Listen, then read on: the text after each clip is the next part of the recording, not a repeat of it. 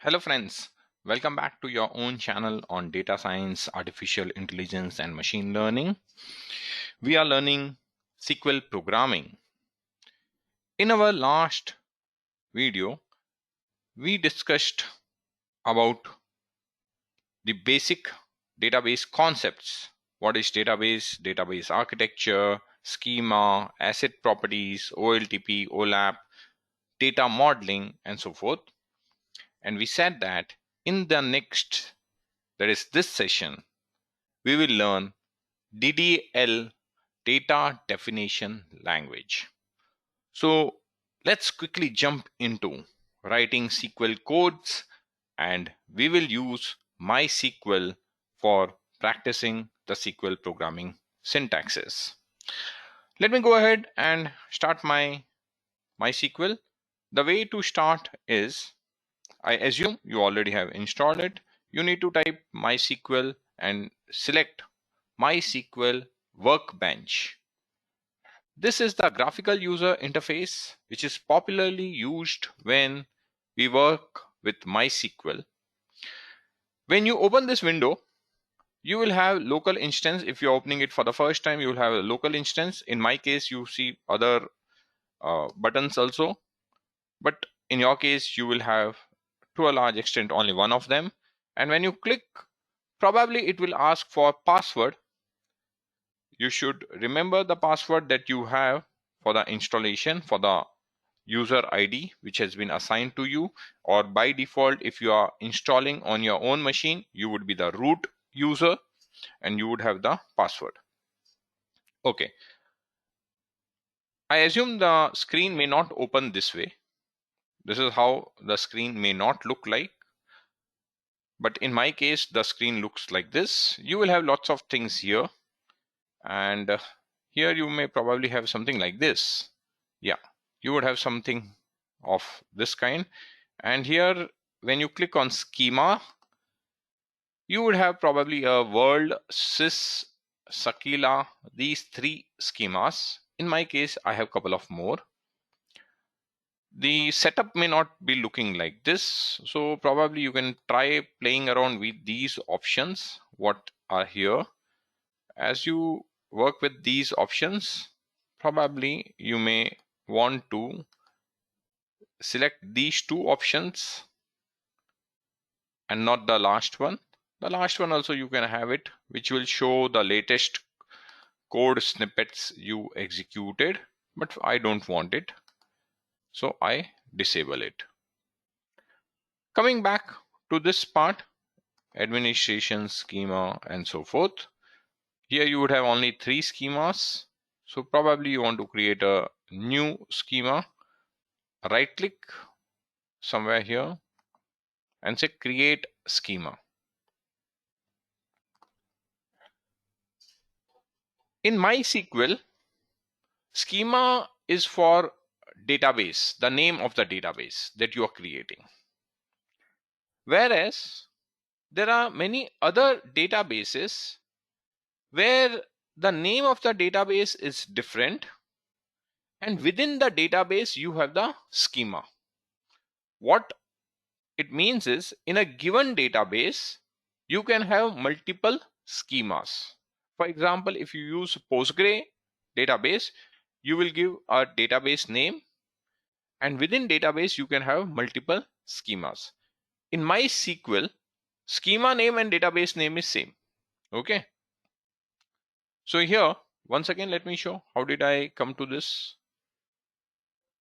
Don't say I right click here and I say create schema, or you can say this one also, this fourth icon, a database icon, you can click on that.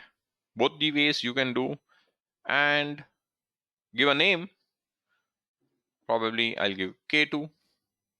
Okay, I already have a K2 courses. Let me just give K2. I say apply. The server is configured with lowercase names, so it's saying okay, hey, I gave a capital case. It's saying okay, the server is configured to have table names in a lower case. Schema will also be going in a lower case. Okay, no issues. It will create a schema with a lowercase. Apply. Okay, finish. So you can see a schema is created. This schema has tables, views, stored procedures, functions, nothing as of now. It all empty. You can close this one. It's done. This step is done. You can close it. There's already created my own schema. If I blow it up, I expand it, and here when I show tables, there are tables which are existing.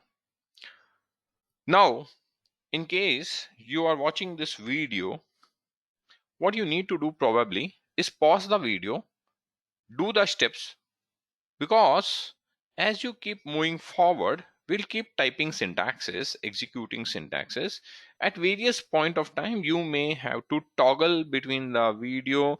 You may have to have this YouTube video on a smaller screen, and parallelly you have this MySQL where you start typing the syntaxes.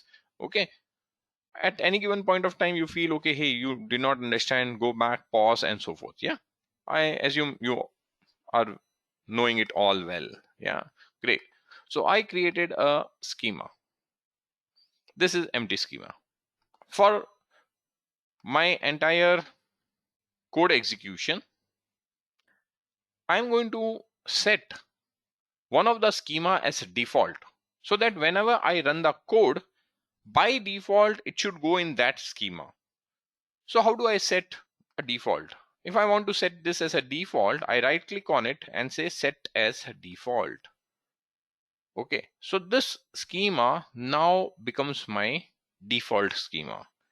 If I fire any SQL syntax, it will go in this schema. Let's get started with DDL syntaxes.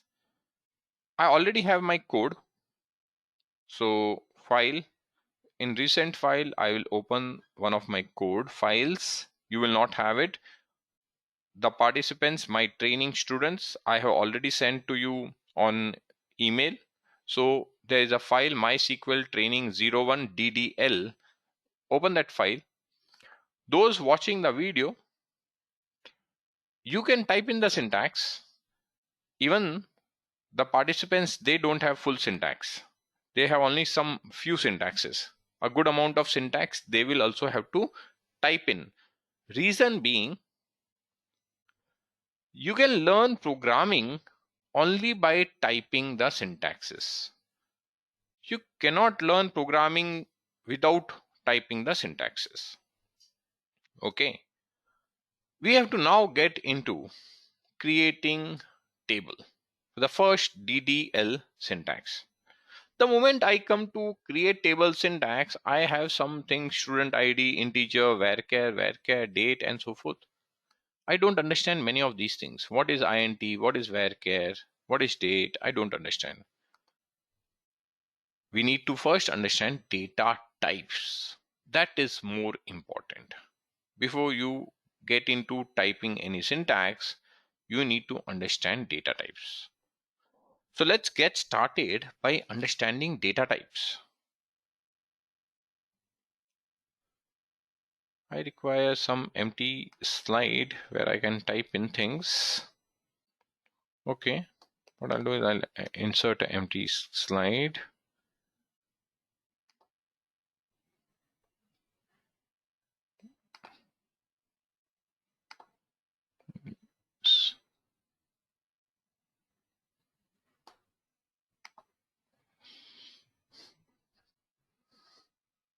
I'll fill it with a black color, because with black color then whatever I'm going to type will appear very prominent. Okay, yes, as I mentioned, if you have to write syntaxes with the database table creation, then you need to understand data types. Now what are data types? Let's say we want to create a table customer. Now to create a table customer, you require customer ID. You need to assign an identifier to the customer. Now this identifier that you want to assign, you may say, hey, I would assign any customer identifier something like 1, 2, 3, 4. Then this is integer. So one of my data type is int. Now, if my customer base is going to go into millions and millions like this, huge, then what may happen is the very huge values,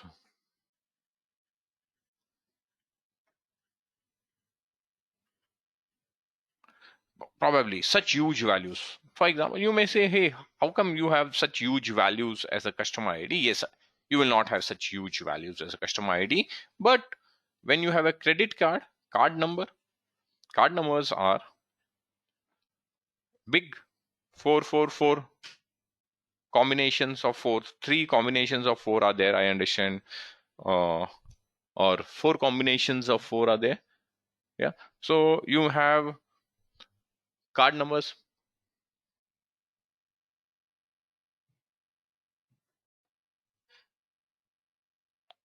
So you have four, basically 444, 16 digits. In that case, you have a card number which is big, very big. So some database will give you big int, or someone will say it is long int. Okay. So I have another integer type which is big int or long int, which can store large integer values.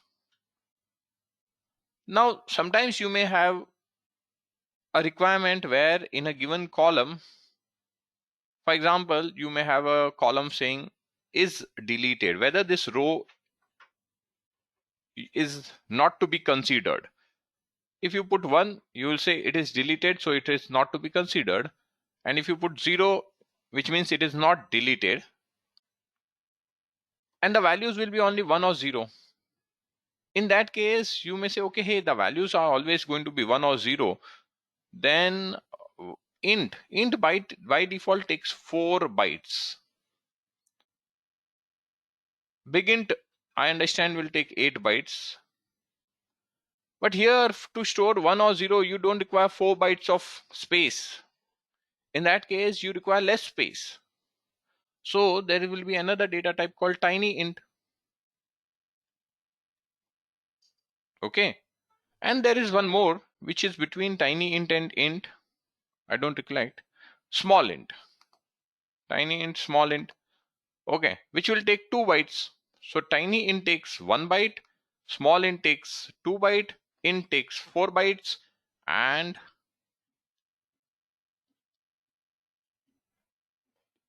long int, big int, take 8 bytes.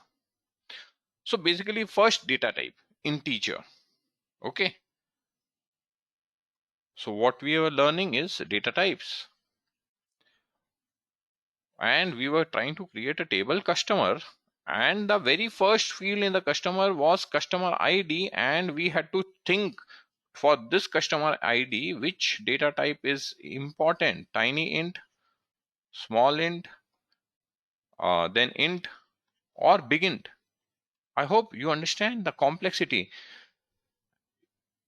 It is not about giving any data type. It's okay. No, it's not okay. Thinking of right data type for each and every column is important. Then for customer, you require another column saying customer name. Now you may say, okay, hey, name, how long, how big the customer name can be, 50 characters, 100 characters, what? And it is text. It is text. So I require something called character. Now I can say character 100. When you create a customer name character 100, and if the name of the person, for example, my name is Rajesh, and it's just 6 characters. Now, if you create a variable customer name with character 100, and my name is only Rajesh, so I'm using only 6 characters, 6 bytes. Each byte, one character is 1 byte in ASCII standards. So what will happen? 94 bytes will be unused. They are wasted. But they will be just wasted with empty spaces. So there's another data type called Varchar. variable character. Now, if you give a variable character and now in this column I insert Rajesh, it is going to take only 6 bytes. What it means is character will occupy full 100 bytes irrespective of what is the value, whereas varchar will optimize things and only occupy that much byte. So most of the time, whenever you create a field like customer name, first name, last name, middle name, gender, occupation, where text information is to be stored, we are going to predominantly use varchar.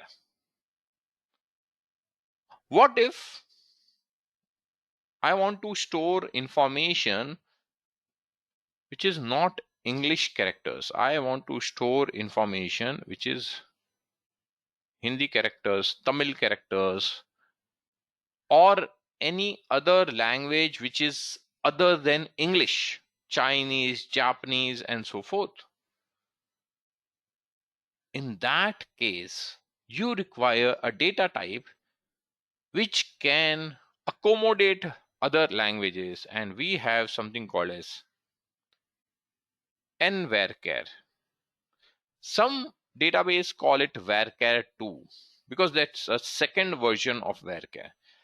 This varchar can store ASCII characters, the normal English characters, numbers, and some special keys.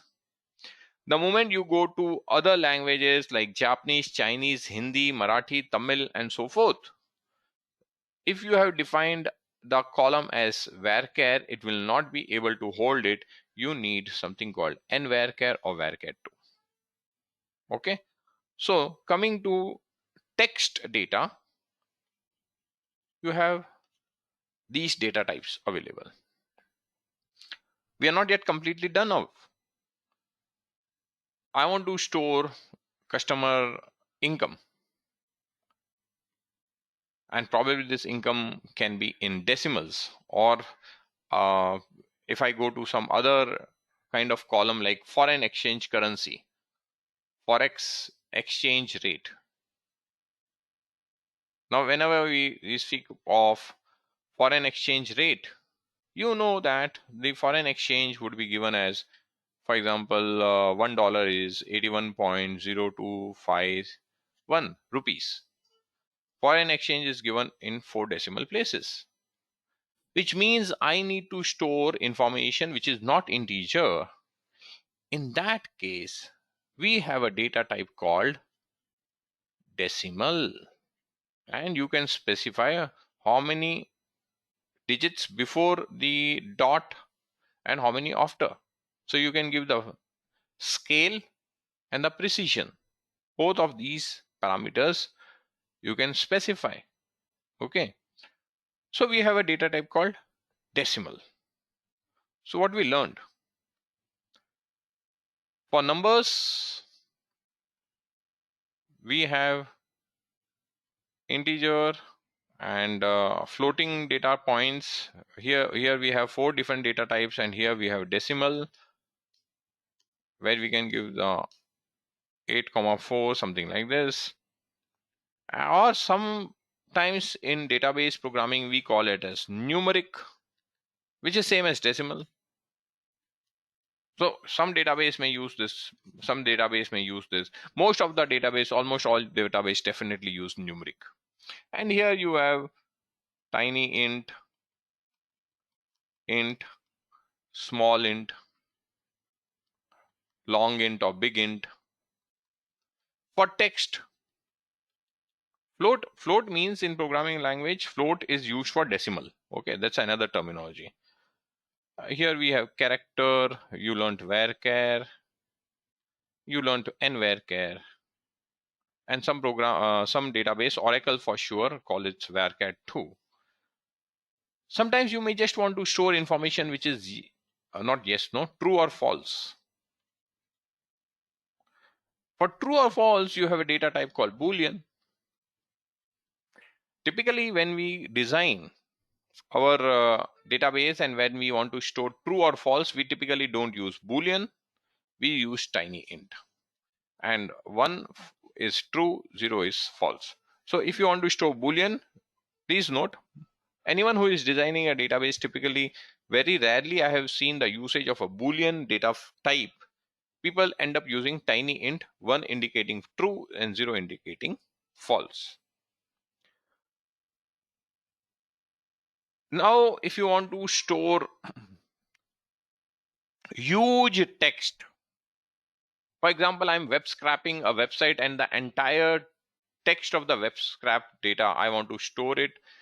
Then we have some special data types called as large objects, and these large objects are typically called as binary large objects. Binary large objects is typically used when you want to store information for data which is image. For example, the entire image is to be stored, then we will create a binary large object. Some database also have CLOB. CLOB, I've not used it, but whatever I understand is for text we use CLOBs, but main thing is LOB, large objects. So binary large objects, BLOB is typically used. Yes. And then there is one more important data type, which is date. I want to store DOB, date of birth, or I want to store transaction date. And when you have banking transactions, when you have retail transactions, you don't just store the date, you store the time aspect along with it. So when we talk of date, we have a data type called date, we have a data type called date time, and some will also give you simply time. Sometimes you want to store the date and the time component separately as two different columns. You want to store the date and the hour minute component, second component in a time. So we have data types for date management. So when you think of creating a table, the first and foremost thing that you should remember is the data types. So here is the main data types are numeric, character, date, Boolean, blob, decimals, numerics, where we can say precision and scale aspect can be given. If the number is a whole number, you can have tiny int, small int, big int. For text, you can have char, varchar, and varchar. For date, you have date, date time, timestamp. For Boolean, you have true, false, and for images, you have something called as BLOBs, binary large objects. We will not require that, so I'll not go much into that. Okay, great. We have learned the basic data types, and now it's time we go ahead and create our first table. I have a drop table if exist. For example, if I would have running the code on this schema and the table already exists, the student is already existing, in that case I'll have to run this drop table if exist. But now I'm not running here, I'm running it here. I've set this as a default. How did I set? Right click, set as default. So if I run this, I can click here the run button, execute the selected portion of the script. If there is no selection, it will run everything. Or what I can do is shift control enter. What is the shortcut? This is a comment. If I put a this one, okay, it's a comment, and here I put hash, shift control enter. Okay, so I select this, shift control enter, 0 rows affected, 1 warning, unknown table, K2 students, K2 dot. The dot is not visible, it's not that clearly visible. It's K2 dot students, because K2 is a schema name, students is the table name. It says this table does not exist. Yes, it does not exist, so it will not run. Now coming to our first DDL syntax, create table. Create table students. So this part of the syntax is saying what is the name of the table that you want to create. We want to create a table by the name students. This table will have what all fields. All the fields that you have to give has to be enclosed in this round bracket. So I want to create a column saying student ID. Okay, you want to go ahead, create a student ID. What will be the data type? Integer. For the time being, forget primary key. It will be integer, and a student ID cannot be null. Okay, so I have to put a constraint not null, which means this field necessarily has to have information in it. Then I want to create another column, student name. Okay, it's a name, is a text, so I'll say varchar. What should be the length? 45 characters. I don't know whether 45 character is sufficient or not. I gave anything. You may want to change it. Go ahead, change it. Gender, varchar1. I'll just store mf like this. So I gave varchar. Now if it's varchar, here I can give it char also, because I know it will take one character only. Okay, but I'll make it varchar, not null. DOB, date of birth, I don't want the time aspect, so I'll just say date. I'll not use date time. And this information is not mandatory. If someone does not want to give the date, it's okay. So I'll make it null, which means it is optional. It can have empty value in it when you are storing information. Registration date, what was the date when the person registered? Not null. Semicolon, after the bracket, please ensure you put a semicolon. Select this syntax, shift control enter, the query executed, 0 rows affected. There's a green tick. The green tick shows that query executed successfully. 0 rows, there was no row. We did not create any insert record. So 0 rows. Come here, refresh it, and this expand icon comes up and my table comes up, and I can see that, okay, hey, table is created in this schema. Student table is there. Column information is shown here. I created my first table. So this is how we create a table. So far, we just learned the basic syntax. There's a lot of things to be learned. What is primary key? What is foreign key? What are constraint? We have just used null and not null. The basic constraint we have used. Null is to say this field can have empty values. Not null is to say this field cannot have empty values. Let's go ahead and insert a row. To insert a row in this table, we have to say insert into students. Which table you have to insert, you need to specify. Insert into which table? Students. What are the values? I want to insert 101.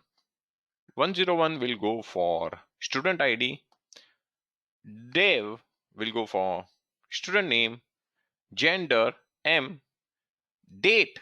Whenever you give date, please note you have to give it in YYYY MMDD in this format. Most of the programming language will automatically understand this format and store it as a date. Registration date, I give some value. Note here, 101 is not enclosed in string. Any number which is integer or decimal, you don't enclose it in string. To say a value is a string, you enclose it in single quote. Date is actually not a string, but the way to specify date is by enclosing it in a string, but the enclosed value should be in a YYYMMDD format. Okay, let's go ahead, insert, shift control enter. One row inserted, and now I want to see the data in the students table. Select star from students. I write this, execute it, it shows the record. So here in one screen, complete query, the table. I'll pause for a while. I'll show the entire syntax in one screen. Go ahead, type the syntax and execute. Let me close this so you can see the entire syntax. For typing the syntax, you can pause the video and type it. Great. So we learned our first DDL syntax. To keep the video short, I'll pause here. See you in the upcoming video where we will learn more about DDL, data definition language. Please note, we have just touched upon the create table syntax.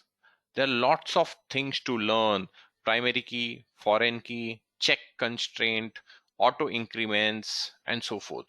There are lots to learn within a create table syntax. Great.